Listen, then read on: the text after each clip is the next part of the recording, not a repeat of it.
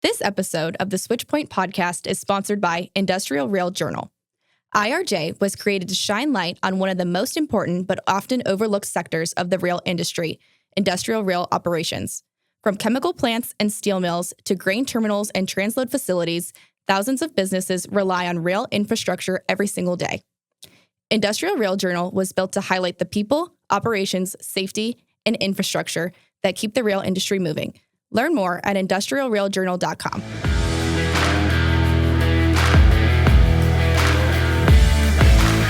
Hey, everybody. Welcome back to the Switchpoint podcast. I'm your host, Joe Coro.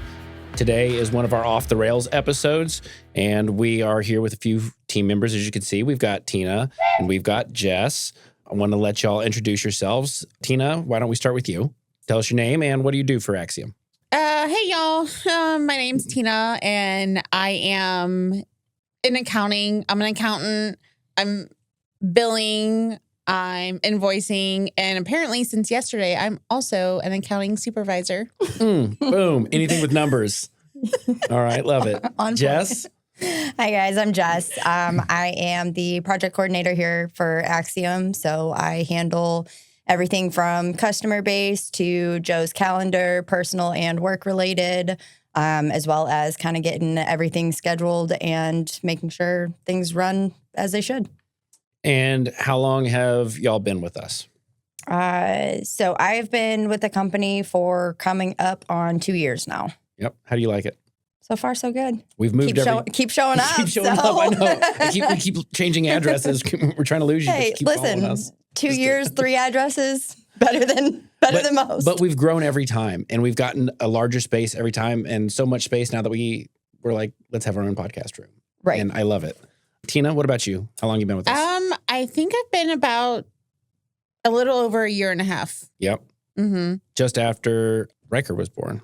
Right. Yep. And it's nice not having those steep stairs in that old building anymore. Do you remember how steep those were? Yeah, but let me tell Both of them hurt to go let up. me tell you that I lost like 15 pounds of baby weight when I worked there. And then we moved, and then I gained it all back plus some. So, Well, those stairs were a pain in the ass. And I don't even think that building was to code, honestly, because the wasn't. stairs were not measured out right. But at least you didn't have to move everything from the stairs. Those poor movers. Yeah. They were like, sometimes is money there is an worth elevator? it's well spent money. And, you know, I don't think anybody complained about the budget that day on the movers. It was totally acceptable. Everyone was like, yeah, we're done with that. Okay. So we've moved into our new office space. We've been here since January-ish, so about half a year or so, or December. And I love it. You know, the building owners, we were happy that, you know, they were accommodating to give us all this space. And we've just added 2,000 square feet onto our new training area. And that's given us a lot more area to work within our offices. I like it because I have my stuff kind of cluttered everywhere. And because the office is bigger, it makes it look less cluttered. It looks more like I am, I have my together, but I don't. So which one of y'all would you think is more organized? Between us? Yeah. Are we going off of who has the more looks, organized or- office? No, just looks, just looks. Oh, Tina always keeps her office space like up to par. Mine looks like a tornado went off 9 times out of 10, but I always know where everything is. I just wanted you to say it out loud. Listen. No, you have a lot. Fine. You It's a train wreck in there, okay? No pun intended. Yeah, you deal with a lot, right? Yeah. And Tina's is mostly numbers, and so hers is like death by computer screen. And for those of you who will probably never see Tina's computer screen, it's hysterical. Her cursor is literally, you know, the clicking thumb or whatever, the little one from Windows 95. Hers is like that, but it's like a 5x zoom, so it just hovers over the screen. Hey, it's also pink. It is pink, which is one of my favorite colors. But it helps so I don't lose my cursor. So I'm not sitting there while you're breathing down my back, being like, click there, when I'm just trying to find where my cursor is. To be fair, I do that to everybody. I mansplain things when I don't need to. I'm like, now click back, now scroll down. You could be in the middle of 4 projects and it's like, work harder. I think that's why I got half of us touch screens, was so I didn't have to wait. I could lean in and touch somebody's screen and move Has it he around. done that to you? I don't have a touch screen. Okay, yeah. Sorry. It wasn't in the budget. So for those of you who don't know, Tina sets everybody's budget, and it's her job to keep us, all of the departments, aligned and spending. And then, of course, I just look at the P&L report. She does all of that stuff. So it's my job to try and push those boundaries and say, I want more. They need more. Let's do more. And Tina's job is to keep our business afloat. And she does a wonderful job of that. So that's why I'm always breathing down her neck. She comes in and breathes down mine. And we have our meetings. We have a wonderful duo. I love our tango that we do. And it's like, it's the accounting meeting. It's like, I'll see you in there. Maybe. And then Joe runs and hides. Yeah, I do. She's like, look how much you spent. I love it, though. I think you've kept us in line. You've done a wonderful job with us. And Tom's getting a new budget, too.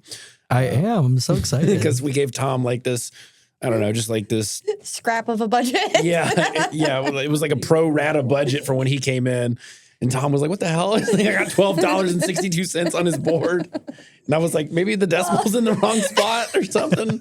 Tina was like, nope, that's it. Touchscreen's not working. Yeah. So Tina has given Tom a new budget now, which I can't wait to hear what that is. But I love it. So this is kind of what the episode is for the Off the Rails. It's just us getting together, shooting the shit, taking the time away from the office and coming in here.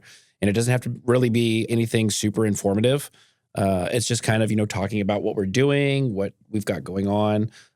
So Tina, why don't you tell us one of the projects that you've got going on that's kind of been like your big one to work on? Well, the big one that we just finished up, which isn't client-based yet, is Jess and I worked together on creating new pricing standards for our new in-house inspector training. Yeah, the track inspector. That's right. And that's super detailed, by the way. That's going to help Joe out a lot when he starts his enrollment classes for the July cycle. I'm really excited about that. You did a phenomenal job on that. I love that. And that just made Joe's job so much easier to walk into.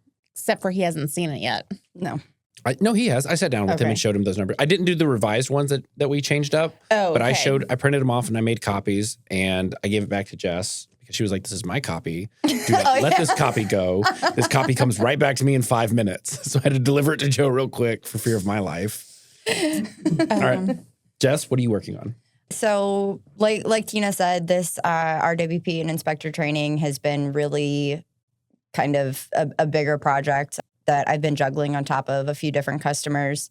And, I'm excited to have been able to work with Tina to be able to get everything kind of squared away before Joe started. That way it really was just plug and play. And, he's got something to work off of. So that's kind of what I've been still doing between customers. Right now I'm redoing the different exams for all of that. And we'll have everything to present. Do you feel like a track tomorrow. Inspector yet?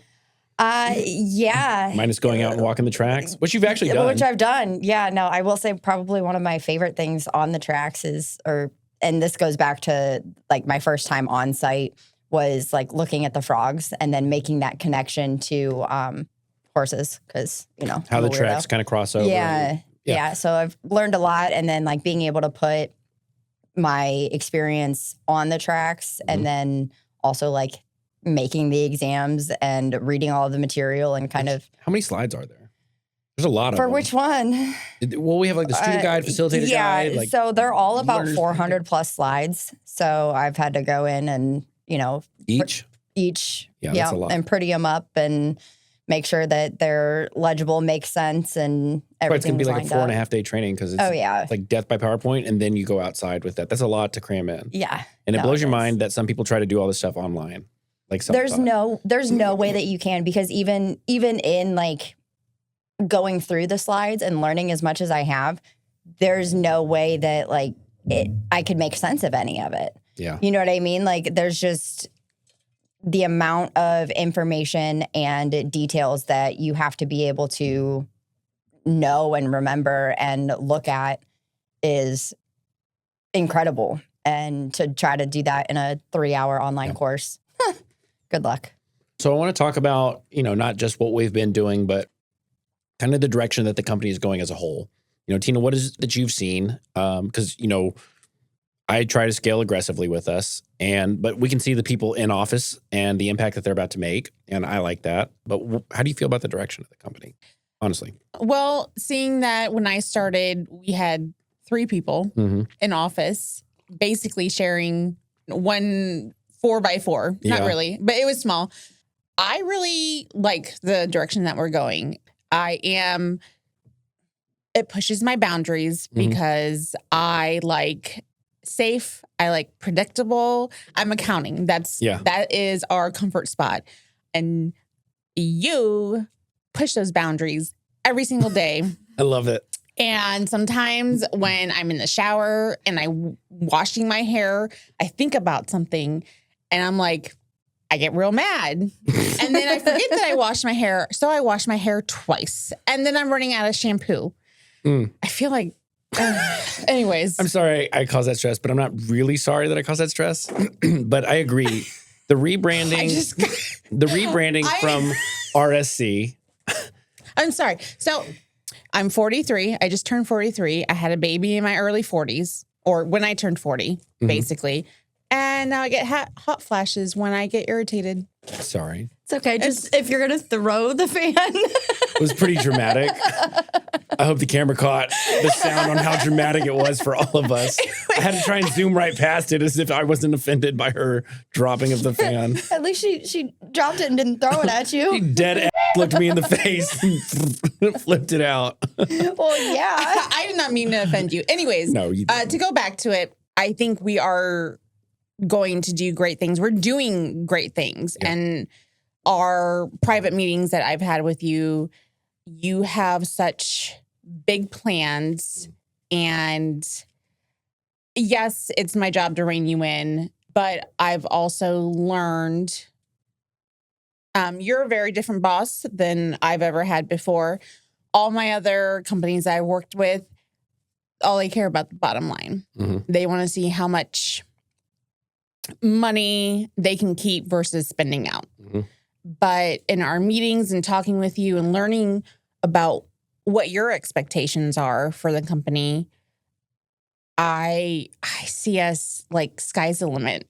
When I talk to my husband, I'm just like, we're doing all these things. He wants to do this. He wants to do that. Of course, I kind of complain a little bit, but like it's really, what's the word?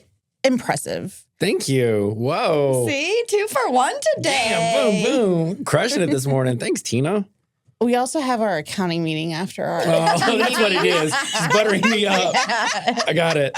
Yeah, no, I think, starting as RSC, we expanded way quick, and it was fun to play that game. And we had the financial backing to carry us for a while and even through COVID. And then we got crushed. And starting it up again as Axiom through the rebrand, it was like, I'm going to do it different this time. It's not going to be any investments. It's not going to be any debt attached to us. Like we're going to do this organically, holistically, and started with Jess, and it's like, let's really breathe life into this thing and let's have fun with it. That was the goal, and I think we've done a great job in scaling. I think our customers see how much passion we have, and the synergy that we produce as a team really carries over to the customer side, so they feel it too. And it's not like we're going out there because we have to. It's not like we're, bullshitting people. We're going out there with genuine hearts and genuine care. And I feel like that's reciprocated here within the office too, just among the team members. And so, as we've scaled the team again, it's like everybody that goes through our interview process, they might have the qualifications, they might have the skill set, they might have time in their profession, but it's like, the biggest factor is, are you a good fit culturally for us? Because we want family to be here. And, it's not like one of those restaurant jobs where it's like, oh, we're all family here. It's like, I really love coming to work and seeing everybody. I feel like we're all legitimate, family members. And I love that so much. So great input. I love it. Thank you, Tina. What about you, Jess? How do you feel about the direction of the company? So from the beginning, whenever I first started, kind of getting my feet wet in the company and like figuring out where we were going with everything, watching us grow, like I don't want to say little by little because it's been a lot by a lot. Yeah. It's been quite the different experience for me because like I come from the restaurant industry. Yeah. Right. So, me starting and it being you and I and wearing, 15 different hats, kind of like taking those hats off and passing them on to the people who have been the right fit. It's been super rewarding. And I'm, I agree with Tina, like the sky's the limit, and being able to build that and have your own footing in this space is just something I wouldn't trade for the world. I feel like with the direction where we're going now, I mean, we've grown this company and now we're starting our in-house training, and it's just, we just keep going. Yeah. And I can't wait to see what's next. I love that. It's not just a shift in, feeling and momentum, but they're tangible shifts that we're seeing, right? Building space, personnel coming on board with us. We're going to start shopping for a company vehicle today, this week. And, it's like we've got people who have to go out and about now. It's not just us all in the office. Joe's going to go hit up, different hiring centers. You got Mike, who's traveling around to different job and career fairs for HR. Vegas might do marketing. Madison's got different, go do mail runs and go do pickups and all the kinds of deliveries. And it's like, and then we got, Jake, he's going to be traveling around locally doing sales too now. So it's like we have legitimate, out there, tangible, growing needs that the community and that our customers are seeing too. And I love that, and I think Vegas has done a wonderful job with the branding, because really has. You can grow, but a lot of companies, they forget, how powerful a brand really is, and it's like, oh, look at me, look at me, look at me. It's like, no, look at us, look at our brand, look at Axiom. I want that out there. And for those of you who don't know, we just attended the Rancy Railway Association of North Carolina conference the other day. And Mike, Vegas, and I went out there. And Tom, sorry, you weren't there. We missed you. Missed you guys. Could have used much better pictures than what we were able to grab. You know what? You did good. You did good for what you were able to grab. That was our capacity, was with the iPhone. But we went out there. We were Diamond sponsor for them. We're a new member to that association. Met with Michelle. She was the director there. Got to meet with Adam, the president. They're both wonderful, wonderful people.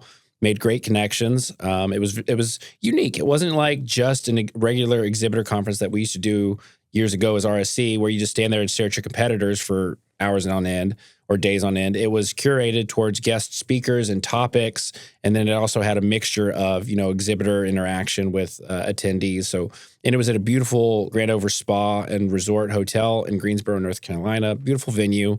But what I'm getting at is that we got to brand ourselves out there, right?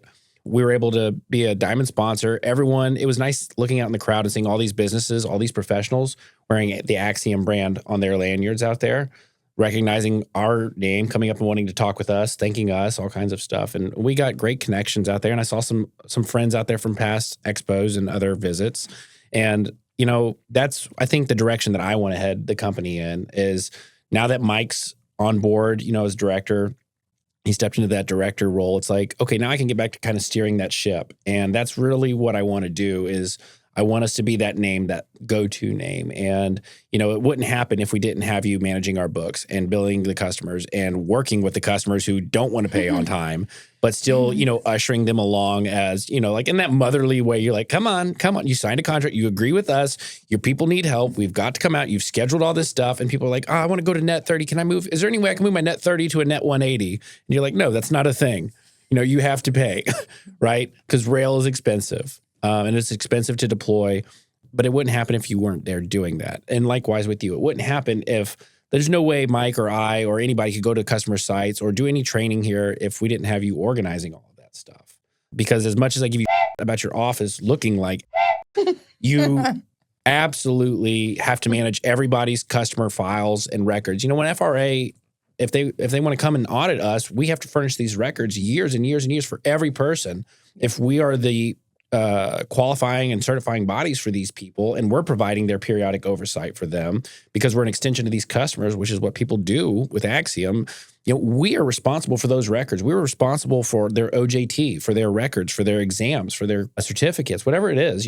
You're directly responsible for that. So it's like, and my office may look like, but ask me where a record is from 2023, and I bet you I can pull it within 5 seconds. Yeah, you do. And she always says that. She says, please hold, or it's like loading, it's like the dial up and you just watch it happen and there it is. But I love that. So thank y'all for telling us about, who you are, what you do, your impact, how you see the company, and hearing how you operate. I think it's good for all the viewers to listen to and our listeners as well. I want to steer it to a different direction, kind of, a little bit lighter, a little bit more fun.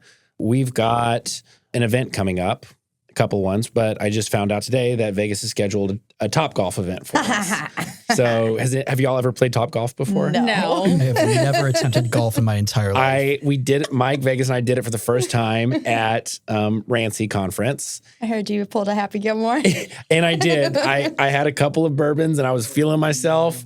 And I saw the guy next to me. He swung real hard and fell over an 8. And I was like, all right. I can do better.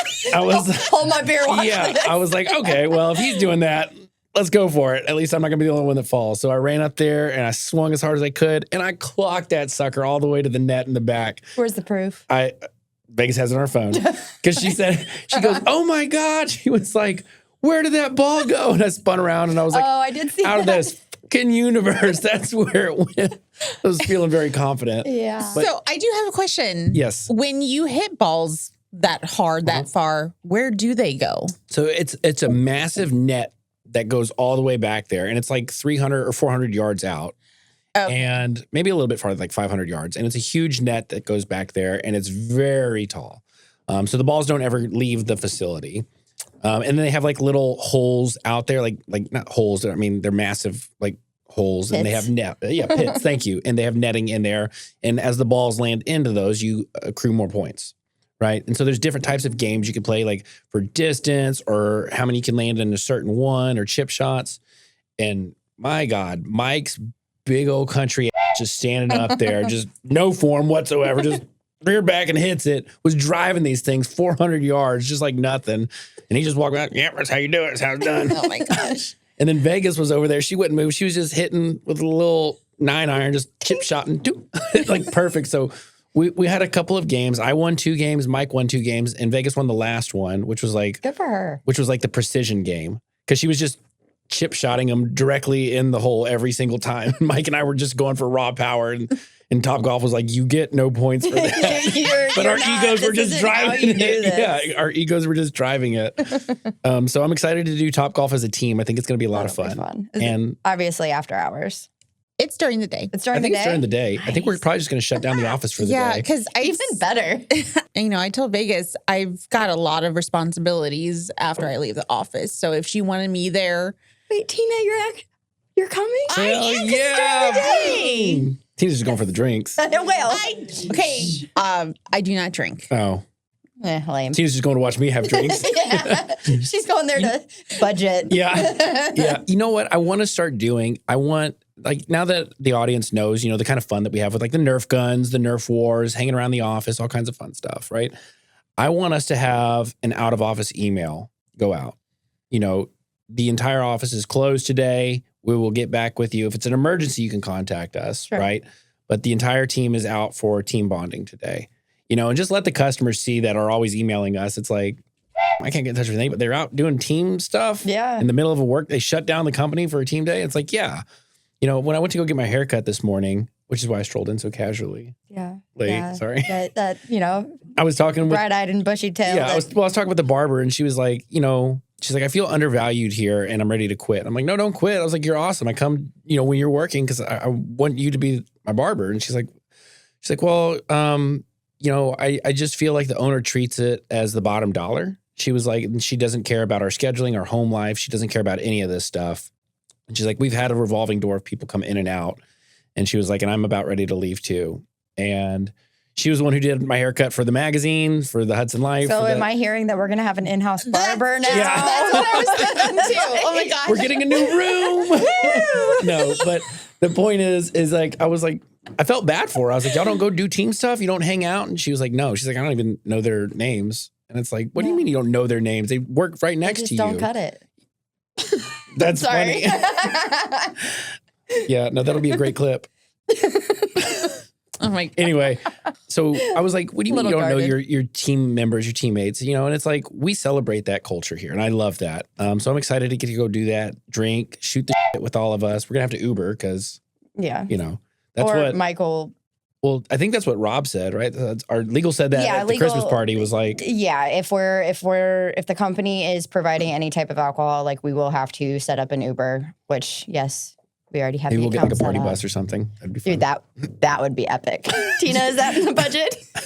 She's like, Don't get Tina's a just party hearing like bus. dollar signs I ring. She's know. like, no, stop. Here comes the fan. And then Mike, HR Mike, not Director Mike, HR Mike he's a huge baseball fan, as you guys probably remember.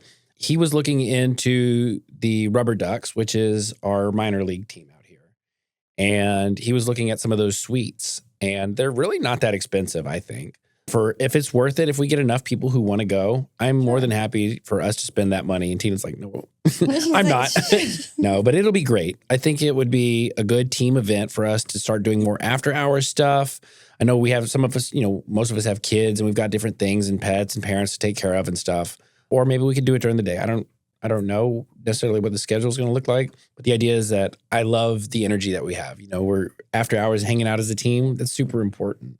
And it's good because the younger people that are part of the office look to y'all and they're like, are they happy here? Are they not? And when they see y'all having fun and they see us all goofing around, it's like, okay, this is a good place to work.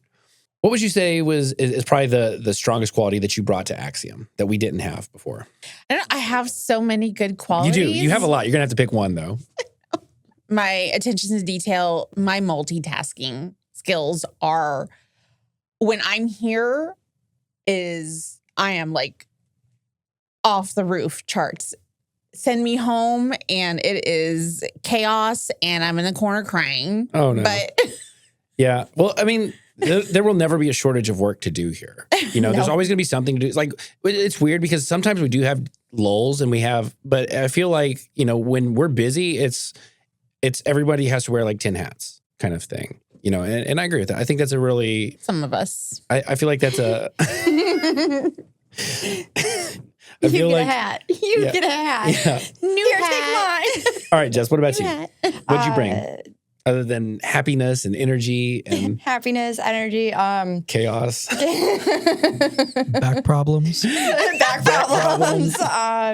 So I don't know, like looking back from like whenever I first started, I feel like, not to take the multitasking, but the multitasking and jack of all trades, just throughout my life, like my experiences have kind of helped me be able to hone in on doing a little bit of everything. Yeah. So kind of being able to dip into that and really just be the go-to for whatever needs done.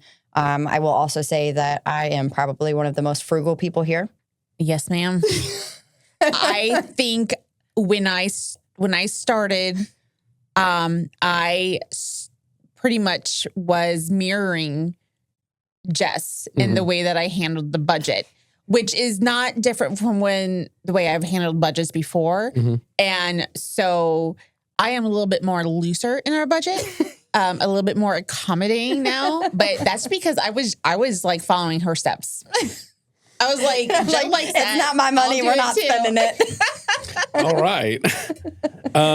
Tom's got some icebreakers for us, but we don't need icebreakers, but they're fun topics and I like them. Oh, thank you. And I want to talk about them because they're hysterical. All right.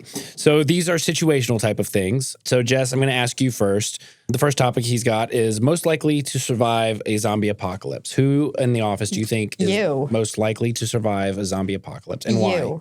Why Arsenal? Arsenal. Okay. Yeah. It depends. Me, if we all just bunker up in your house. It depends. Not happening. It depends. Like, we're family, but we're not that family when it comes to ammo. Services? Yeah. Not those services. Yeah, we sell services, but not those services. We say that because Jess likes to say ambiguous language. Okay. What about you, Tina? Who's most likely to survive an apocalypse? Honestly, so when I was growing up, my sister and I were big into zombie movies. Nice. And we were known as zombie sisters, like to all of our friends. Oh, yeah. So you've trained for this. So we've trained for this. Waited my whole I life. would have to say you wouldn't survive because what would happen, you would make a shot and you would stand and you'd be like, oh, did you see that shot? How good did I look? It's so funny that everyone's just like Joe's bougie. Vegas said that my emoji is the fingernail painting emoji. That's so funny that I probably would. No need to double tap that one. Yeah. Got him. Okay, Tom, I want you to get in on this. You know what? So I originally was going to say you. Okay. However, Yeah, Tina, you're 100% right. I don't think, I think you are too proud. I think I might be. I think you're a little too proud. Yeah, I would be. You Did would be anybody like, see that? You would be on like the front lines, which I'm like, okay, cool. But then you would make a shot and then you would be the first one killed because you'd be like, Yeah. look at that shot that I just That's did. so Like funny. that's so you. No, you know what? Weirdly enough, for some reason, with how this person is usually very prepared and is very analytical in a lot of what they say, I think that Mike, our HR Mike, actually would potentially be like the one to survive the apocalypse just because of how analytical he is and thorough he is with everything he does. He'd bury himself in a hole. He would, and he would bury himself in a hole and be the only one that survives. He's a survivor. Like Reba. I'm a survivor. No, I don't know. It depends. If they're those fast moving zombies, Oh, we're dead. I'm just going out. Yeah. I'm just going out on my own. Now if they're the terms. slow If they're the slow ones and I can stack bodies, I'm yeah, gonna we're get doing that. you. We're absolutely doing that. And it's funny because my weapons are all painted. And Mike will tell you this. Betty White on one. Yeah, all my weapons are painted in multicolors. So like the barrel is purple, like, you know, or the upper might be lime green and the lower is orange and the back is red and my Leopold scope is blue. So, and I've got each of the magazines that go into the lower. They have a different golden girl on them. And so like I've got like Betty White on one and I've got like Bob Ross on the buttstock and it says like there are no mistakes, only happy accidents. And so like it's all stickered up and I've got like Joe Diffie's John Deere green on the scope. So people see it and they're like, what in the hell? It's just like, yeah, you know, I love it. Okay, so the zombie apocalypse, I think I could probably do well, but honestly, I think Harley would probably survive. I shot her on accident with the Nerf gun and like the Nerf bullet was going all the way across the office. So it zoomed up a little and it tagged her in the back of the head. And she gave me this look like she was going to rip my soul out. She stood up. She's like, what in the hell? Terrified. So I feel like Harley would probably survive. Are you kidding? No. You shot me in the temple and I turned around and shot you in the ear. You did. Yeah, you didn't even see it coming. First of all, you did not see it coming. couldn't hear it coming after that either. I snuck into your office and I was hoping you were going to get in there and I was going to go boot and shoot you. I But thought you snuck you past were me. holding Harley's hostage. Yeah, I know. Harley. But you were brave enough to go up and check on her. But foolish. Okay. Most likely to order food for the office. Vegas. Hands down. Always. I love that girl. Always ordering takeout or DoorDash or Uber Eats or something. Somebody's always coming to the door for her. So that's an easy one. Okay. Most likely to say, per my last email, smartass. Let's just say that. The biggest smartass. Tina. Ours like Tina or me? Tina's pretty sarcastic all around. I mean, I don't know. It takes a lot for me to get to like that point. But sometimes, I mean, especially in the railroad industry as a female, sometimes you just really have to spell it out. Like, read. Yeah. This line, I mean. I feel like customer facing, it might be probably you. Mm-hmm. Internally, I would say it's probably Harley. She's very black and white about things. And sometimes that rubs people the wrong way, but I love it because she's very good at her job. And she's very precise, very methodical, meticulous. And I love those things. But, you know, to her, she's like, did you not see that? I put it right here. Yeah. You know, it's like, okay, I'm sorry. You know, I leave her office always feeling like this big. And My I'm just favorite. like, Yeah, I'll put I'm it an back idiot. to the top I'm of the your worst. inbox. Yeah, I'm the stupidest man alive. Now you know At least how you it know. feels. Okay, most likely to answer emails while on vacation. Jess. Yeah. Guilty. Dude, I was literally came back from Sonic Temple and my phone is blowing up and it's the Walmart delivery guy. And I was like, buddy, it literally says go in through these doors and leave it here. Wait, Walmart's already got delivered? Yeah, while I was on vacation, silly. Damn. I will order you whatever you want. I ordered those San Pellegrinos. Madison, I went this morning to go look for one and I was like, still hasn't arrived. I will order you your water because Okay. How about the bougiest person in the office? Oh, You. Joe. I just threw that in there. I'm about to say, I don't remember putting that one down. on the Tom's like, list. I didn't write that on the Like, I didn't write that one is down. that even a question? you just want us to talk about Tom was you. like, Tom was like, You know that song? bitch, Like, I didn't write that down. you know that song? Like, I want to talk about. Yeah, You. Toby Keith. Yeah. Love that guy. I Miss him so much. American legend. Yeah, I love that. So he's got the next one down, company culture, what makes people stay at the company. But I feel like it's this. I feel like it's the camaraderie, hanging out, shooting, being open with each other. We all have different beliefs, backgrounds, walks of lives, and it's like it all gets left at the door. Nobody cares. Because when we get here, it's like we're just family and we're hanging out. We make jokes, like political jokes and all this other stuff, but it's like we each wear who we are on our sleeve. That's the blend, I think, that makes us so unique is our company culture. We're accepting, we're loving, and I think that translates very well to the customer base because they feel that when you talk with them and how patient you are with them or how much you have to babysit me in these rooms. You're like, all right, Joe, you've said this opening line a million times, but you're always very calm with me. I love that. I try. You do a great job because I had no idea what to expect coming into this. That's fair. Podcasting is scary. It is. It's nerve-wracking getting on, but you've made it a very easy transition to come in here. Good. And, all I did was do this. You did all the rest. You built all this. You put it all in here. And I know the cameras can't see everything, but the furniture, the curtains, the doors, all the paneling, all this stuff, all done by Tom. Ordered it, put it all together, put the list, did the expense sheet for it, all done by you. And you also had to usher me into this and you're okay, you're doing this. This is how you talk into the mic. And I love that. So, and I think, how confident we all are in our roles now, it's really transitioned quite well for the customer too. Okay. I'm just going to fire off a few questions. Who's most likely to get drunk at a party first? I'm going to say Jess. I'm going to say Jess. I think it's a tie between Jess and Joe. Probably me. To actually be that intoxicated, you. You think so? Okay. All right. Hey. Who's the loudest person in the office? Loudest in general or loudest laugh? Laugh is easy. I think that's Vegas. Yeah, Vegas. I mean loudest Vegas in general. Is it me? I feel like it might be me. I don't know. Tom's pretty outspoken. I'm pretty loud. No, you're pretty loud, but I feel like I don't know. You and I are just used to from when we first started, just yelling, not in a bad way, but yeah, yelling for somebody. Kind of a thing. Yeah. But I feel like overall, I don't know, maybe I just tune everybody everybody out whenever I don't know. I think that was kind of a hard. I think it all just kind of depends on, what the tone of loud is. Yeah. I don't know. I know Tom is the office talker. I definitely am. Tom will give you a bit of information and then he's not going to leave until you thoroughly understand it. And then he's going to tell you a follow-up story. It's a really bad habit. I love that Maddie takes the minutes during the team meeting. And she's like, and it'll go off. The alarm goes off. She's like, all right. And she's ready to move on. And Tom's like, 4 more. She's like, 4 more minutes. He's like, no, 4 more talking points. She's just like, okay. I love that. Yeah, I think those are pretty accurate. Tina, what would you say? Because, obviously I'm always trying to hire more people. What advice would you give to somebody looking to join Axiom? What would you tell them about us? Okay, hold on. Am I supposed to be good things? I don't, I hope. I hope you leave that in there. Run. Yeah.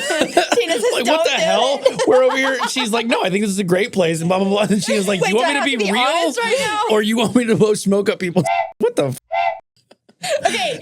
It's hurtful. I'm like, impressive, Tina. Impressive. Yeah, very well. Okay, yeah. Oh my God. So I feel like if you're coming and applying to Axiom and you want to be part of our family, you need to be able to, expect to be or learn to be down to earth, a little bit more grounded, more acceptable of people and their differences, and our company culture, the way that you run the company, the way that we work together. I feel like it has the ability to improve people, to make them better versions of themselves. That's awesome. I love that. That's good. It's a growth opportunity to express yourself, feel accepted, and sky's the limit, kind of like you said. I like that. And if they don't, then yeah.